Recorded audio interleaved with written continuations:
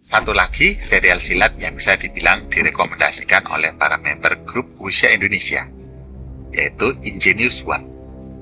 Seperti kali ini, Pendekar Budiman Ong mencoba mereview sebuah serial silat yang berjudul Ingenious One. Mari kita simak reviewnya.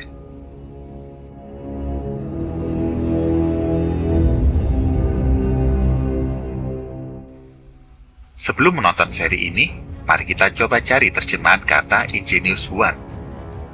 Ada cukup banyak padanan arti kata ini. Ingenious dapat diartikan sebagai berbakat, cerdik, terampil, pandai, ulung, dan banyak akal. Semula jika kita melihat judulnya, Ingenious, kita bisa membayangkan sang jagoan utama bakalan hebat sekali, karena punya unsur ingenius yang lengkap. Namun sang jagoan utama, Yun Xiang, ternyata malah tak bisa silat, hanya menguasai jurus kabur dalam 10 nafas. Suatu ilmu berkelit, yang sesudah 10 jurus, nafasnya jadi ngos-ngosan. Terlepas dari satu-satunya kelemahan dalam hal ilmu bela diri, sang jagoan ternyata memang punya kriteria cerdik yang luar biasa, yang terus mengalir sepanjang alur cerita film ini. Nonton film ini perlu banyak bersabar, terutama pada episode-episode pertengahan yang lebih banyak adegan dialog panjang dibandingkan laga silatnya. Juga adegan kebucinan Yun Xiang yang bermabuk ria ketika ditinggal Xu Yanan. Terasa begitu konyol, berpanjang, dan terasa mengulur-ngulur.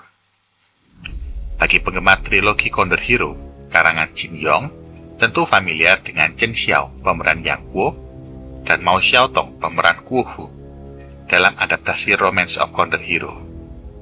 Mereka masing-masing beralih peran menjadi pasangan Yun Xiang dan Xu Yanan. Selain itu ada juga sosok familiar, Liu Guanlin, yang pernah berperan sebagai ipar yang apes dari Ning Yi di film My Heroic Husband, dan sebagai pangeran konyol dalam film The New Life Begins. Namun kali ini dia dapat peran yang terhormat sebagai pendekar pedang sakti Jin Biao. Pemeran lain adalah sosok tampan ganteng Tang Xiaotian sebagai Su Mingyu, pewaris jaringan asosiasi dagang Nandu. Ada hal yang menarik yang membuat kita bisa tersenyum sendiri ketika menonton sampai di adegan episode 11. Kita serasa melihat reinkarnasi dari Yang Guo dan Guo Fu yang terlempar ke universe Ingenious One.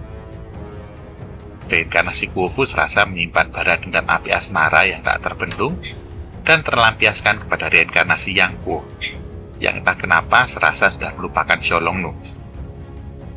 Adegan ceweknya main nyosor, bibir Yun Xiang dilumat habis-habisan, dan Yun Xiang pun juga pasrah penuh kerelaan. Urusan sosor menyosor ini ternyata juga berulang menjelang akhir episode, malah semakin membara. Cukup lumayan, sekedar selingan ringan. Saat menonton episode pertama film ini, kita sudah langsung disuguhi adegan laga pertarungan yang cukup seru dan berlanjut sampai beberapa episode berikutnya. Namun setelah itu, adegan pertarungan secara fisik semakin berkurang, berganti dengan bertarung otak, taktik, dan strategi. Kisah ini bermula dari legenda Jianmen yang memiliki banyak murid sakti. Selama puluhan tahun, sekte ini membantu keamanan negara dan melindungi rakyat jelata. Namun dalam tugas melindungi rakyat jelata, ternyata bersinggungan dengan kepentingan kerajaan dan membuat kaisar jadi murka. Xianmen kemudian terpecah menjadi sekte Ling Yuan dan sekte Yun Tai. Sekte Ling Yuan menjadi kelompok yang melawan kerajaan, sedangkan sekte Yun Tai menjadi kelompok yang menghindari urusan politik dengan melakukan kegiatan bisnis dan perdagangan. Kedua sekte ini bersaing selama ratusan tahun. Kisah kemudian berlanjut terpusat di kota Nandu. Yun Xiang, murid sekte Yun Tai yang turun gunung setelah 15 tahun selesai menimba ilmu, mengemban misi untuk mencari jejak pembantaian klan keluarga Luo pada 15 tahun lalu untuk membalas dendam.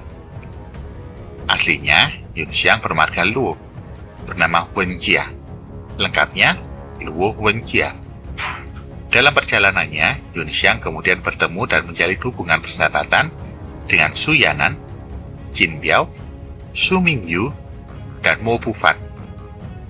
Su Yanan, pendekar cewek yang sebenarnya adalah putri dari ketua sekte Ling Yuan, yang aslinya bernama Kou Lianyi. Jin Biao, pembunuh bayaran yang bertarif 10 tael emas per kepala.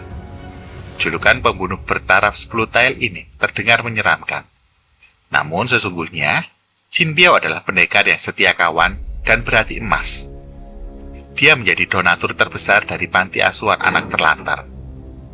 Su Mingyu, pemuda kaya raya pewaris dari keluarga Su, yang menjadi ketua asosiasi bisnis Nandu. Sedangkan Mu Bufan, seorang pedagang dan bankir di Nandu, ternyata juga adalah orang sekte Yuntai, yang adalah kakak seperguruan dari Yunxiang. Yunxiang dan Su Yanan kemudian tidak sekedar bersahabat, keduanya saling tertarik lalu menjalin cinta. Yunxiang dan sahabat-sahabatnya terlibat banyak intrik konflik dengan para mafia dagang di kota Nandu. Para mafia ini diantaranya ada Yan Luowang, yang bekerja pada geng Chao, yang diketuai oleh Ji Tianfeng. Ada juga Tang Jiao, yang bertampang licik menyebalkan, mafia rumah judi terbesar di Nandu. Satu persatu mafia-mafia ini dikalahkan oleh Yunxiang dan sahabat-sahabatnya lewat pertarungan akal, taktik, dan strategi, serta juga diselingi dengan pertarungan fisik. Yunxiang dan kawan-kawan kemudian terlibat intrik dengan Nan Kung Fan, yang juga memiliki tingkat injenius yang sangat sebanding. Nan Kung Fan adalah penyusup dalam sekte Ling Yuan. Kita bisa melihat dalam salah satu episode, Yunxiang dan kawan-kawan lengah dan sempat mengalami kekalahan yang tragis dari Nan Kung Fan.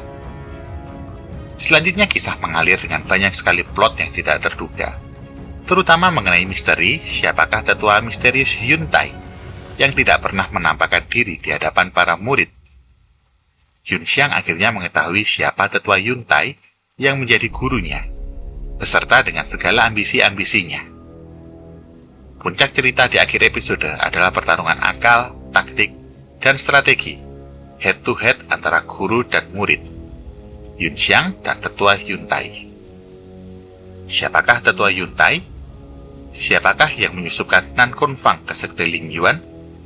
Siapakah dalang utama dalam kekacauan yang menggoncang Nandu hingga kerajaan? Kalian bisa temukan jawabannya jika kalian menonton sampai habis. Itulah sebuah review dari salah satu member Wuxia Indonesia. Jika kalian tertarik bergabung, kalian bisa buka Facebook dan mencari grup Wuxia Indonesia. Jangan lupa untuk klik like dan subscribe, dan sampai jumpa di video-video lainnya.